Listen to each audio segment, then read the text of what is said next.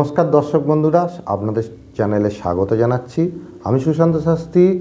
আজকে আরেকবারও কন্যা রাশিফল জানুয়ারি মাসটা কেমন কাটাতে চলেছেন, 2024 সালের প্রথম মাস কীরকম গ্রহগত প্ল্যানেটের অবস্থান, আপনাদের অর্থভাগ্য, প্রেম ভাগ্য, কর্মভাগ্য এগুলো নিয়ে আলোচনা করব। তা জ্যোতিষ সংক্রান্ত ভিডিও পেতে চ্যানেলটাকে সাবস্ক্রাইব করে রাখবেন, নোটিফিকেশানটাকে অন করে রাখবেন। শুরু করা যাক।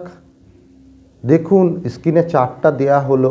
আপনাদের কন্যা রাশিতে কেতুর অবস্থান, মীন রাশিতে আপনাদের সপ্তম ঘরে রাহুর অবস্থান, ষষ্ঠ ঘরে দেখুন শনির অবস্থান কুম্ভ রাশিতে, আপনাদের ঠিক চতুর্থ হাউসে মঙ্গল রবির অবস্থান, বুধ শুক্র থার্ড হাউসে তৃতীয় হাউসে অবস্থান এবং বৃহস্পতি আপনাদের অষ্টমভাবে মেষ রাশিতে অবস্থান করেছে। আমি প্রথমেই রাহু কেতুর কথায় চলে আসছি। রাহু আপনাদের রাশিতে অবস্থান, কেতু আপনাদের সপ্তমভাবে অবস্থান। তা আপনাদের একটা নিজেকে নিয়ে সজাগ সতর্ক থাকতে হবে। নিজের শরীর নিয়ে সর্বদা উদ্বেগ উৎকণ্ঠা আপনাদের থাকবে। এটা কিন্তু নিজেকে নিয়ে একটু সজাগ দৃষ্টি রাখুন নিজের বিষয়, কারণ নিজের শরীর যদি খারাপ হয় অবশ্যই ডাক্তারের পরামর্শ নিয়ে নেবেন।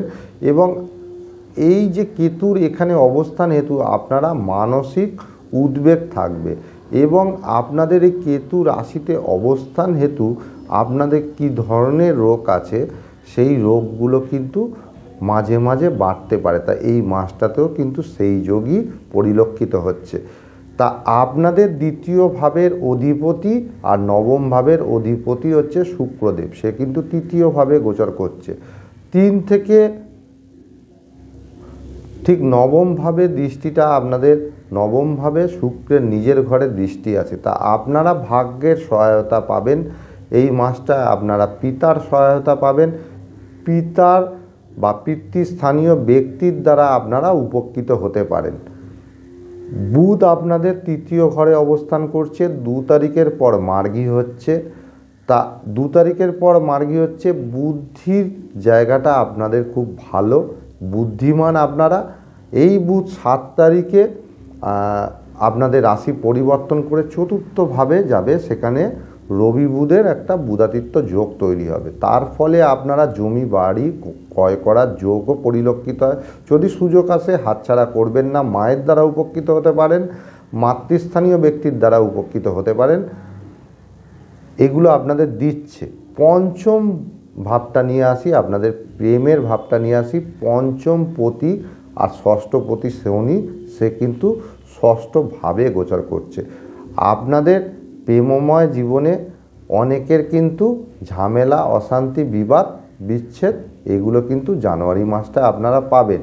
কিন্তু রবি আপনাদের দ্বাদশপতি রবি যেই পঞ্চমভাবে 15 তারিখের পর থেকে প্রবেশ করে যাবে, তখন আপনাদের সন্তানদের বিদেশ যাওয়ার যোগও পরিলক্ষিত হচ্ছে, বা যে এইখানে আছে বেঙ্গল আছে, বেঙ্গলের বাইরে যাওয়ার যোগও পরিলক্ষিত হচ্ছে। কর্মসূত্র তাদের বেটার দ্যান দেয়ার দিতে পারে। আর আপনাদের দশমপতি, আপনাদের রাশির অধিপতি যেরকম বুধ এবং দশম ভাবের অধিপতিও বুধ, সে কিন্তু 3-4 ভাবে গোচর করছে। আপনারা যদি এই মাসটায় কর্মের চেষ্টা করেন, যাদের কর্ম নেই তারা কিন্তু পেয়ে যাবেন। আর যাদের কর্মের সঙ্গে যুক্ত আছেন বা অনেক ডিস্টার্বনেসে আছেন, তাদের কিন্তু 7 তারিখের পর থেকে উন্নতি হতে চলেছে। কর্মের জায়গার উন্নতি হবে 7 তারিখের পর থেকে। আর আপনাদের ইচ্ছা পূরণের কথায় আসি, এই মাসটায় কিন্তু আপনাদের একাদশপতি চন্দ্র জানেন প্রতিটা রাশিতে 2.5 দিন অন্তর গোচর করতে থাকে। তা আপনাদের ইচ্ছা পূরণের অংশটা দেবে চন্দ্র যখন আপনাদের একাদশভাবে আসবে, ষষ্ঠভাবে যাবে, তখন কিন্তু ওই 2.5 দিন 5 দিন দশমভাবে যাবে, তখন হচ্ছে আরও 2.5 দিন 7.5 দিন আপনাদের ইচ্ছা পূরণ দেবে। মাসটা হয় 30 দিন, 7.5 দিন ইচ্ছা পূরণ দেবে, 7 দিন 8 দিন মতো ইচ্ছা পূরণ দেবে। তাহলে এই যে সুযোগগুলো আপনারা পাচ্ছেন সেগুলো কাজে লাগানোর চেষ্টা করুন। এবং আপনাদের অষ্টমভাবে বৃহস্পতির অবস্থান, বৃহস্পতি আপনাদের চতুর্থপতি, সপ্তমপতি অষ্টমভাবে অবস্থান করেছে।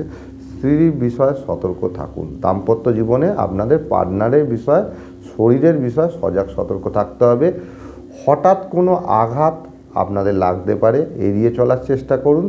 এবং আপনাদের টাকা সেটা হানিকারকও হতে পারে, মানে হঠাৎ কেউ প্রতারণা করতে পারে আপনাদের সঙ্গে, তা সেটা বিষয় এড়িয়ে চলুন। সহজে কাউকে টাকা ধার দেবেন না।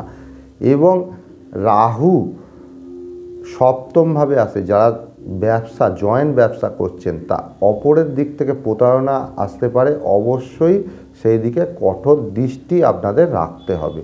তা আমি জানানোর চেষ্টা করলাম জানুয়ারি মাসটা আপনারা কীরকম কাটাতে পারেন, কীরকম আপনাদের চলতে পারে। এবার আমি প্রতিকার নিয়ে আসছি। তা কন্যা রাশির জাতকরা আপনারা বুধ প্রবল, আপনাদের বুধ বুদ্ধিমান, আপনারা কখনো বুধবার আমিষ ভোজন করবেন না, নিরামিষ ভোজন করবেন, চেষ্টা করবেন, তাহলে কন্যা রাশির জাতকদের ক্ষেত্রে বিশেষ শুভ ফল প্রদান করে থাকে। এবং আপনারা চেষ্টা করবেন গণেশজির উপাসনা করতে। মন্ত্রটা কি? ওং গাং গণেশায় নমঃ, ওং সৌভাগ্য বর্ধনায় নমঃ। এই মন্ত্রটা করে গণেশজির উদ্দেশ্যে আপনারা গণেশজিকে একটু দূর্বা অর্পণ করুন। দেখুন আপনারা কিন্তু অনেক সুফল ওঠাতে পারবেন। জয় মা তারা। আজ এই পর্যন্তই।